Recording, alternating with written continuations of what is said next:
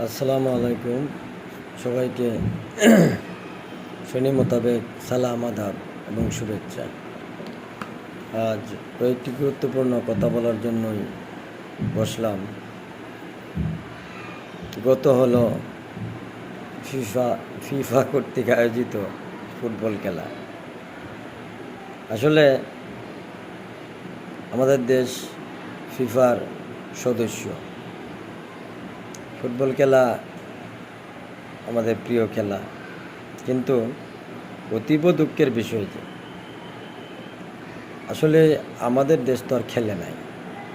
আমরা একটা দলের পক্ষ নিতে পারি,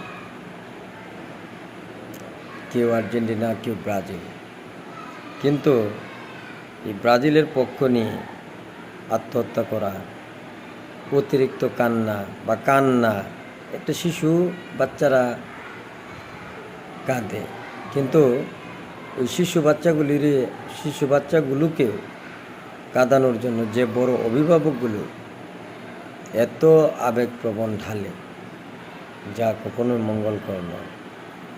সবচেয়ে কষ্ট লাগলো, একটা পরিবারে একজন লোক আত্মহত্যা করেছে, তার দুটি ছোট বাচ্চা আছে। সে তার বাচ্চাদের কথা চিন্তা করে নাই, স্ত্রীর কথা চিন্তা করে নাই, তার আর্জেন্টিনার কথা চিন্তা করে সে আত্মহত্যা করেছে। আর্জেন্টিনার একনিষ্ঠ ভক্ত ইসরায়েল, কিন্তু দেখেন ওই ইসরায়েলে দেখবেন হালকা হালকা মোটামুটি পতাকা তাদের দেশে আর্জেন্টিনা টাঙিয়েছে, কিন্তু এত হই হুল্লোড়, এত আত্মহত্যা, এত কিছু নেই। অথচ আমাদের দেশে আত্মহত্যা করে বসে। এই কারণগুলোর মূল অর্থ প্রথমত হচ্ছে সংস্কৃতির দুর্বলতা।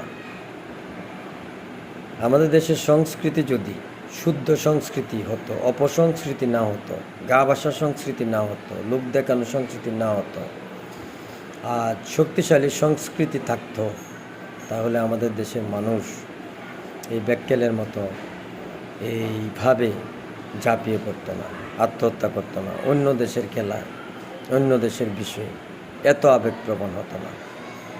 আমাদের দেশে আসলে এখন আর শুদ্ধ সংস্কৃতি নেই, শিক্ষা দেওয়ার মতো তেমন কিছুই নেই, না নৈতিক শিক্ষা, না সামাজিক শিক্ষা, না পাঠ্যপুস্তকেও অন্তর্ভুক্ত কিছু শিক্ষা। এই নগ্ন আবেগ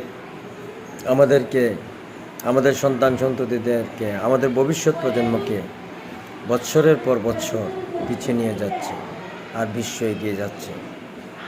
আমরা এমন জাতি।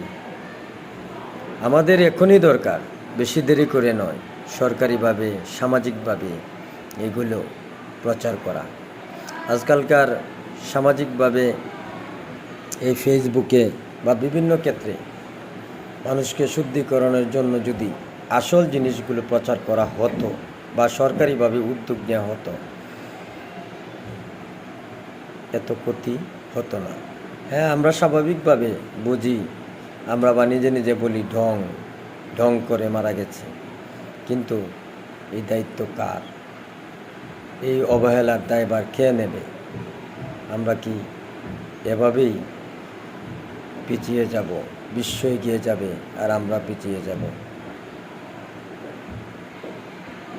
আসলে এগুলো দেখার বা ভাবনার কি কেউ নেই?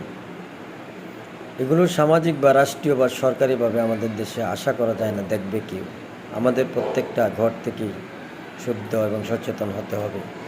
নিজ সন্তান, নিজ সংসার, নিজ প্রতিবেশীর প্রতি আমাদের দরদি হতে হবে এবং শিক্ষা দিতে হবে, সুশিক্ষা। সবাইকে ধন্যবাদ, ভালো থাকুন। আসসালামু আলাইকুম।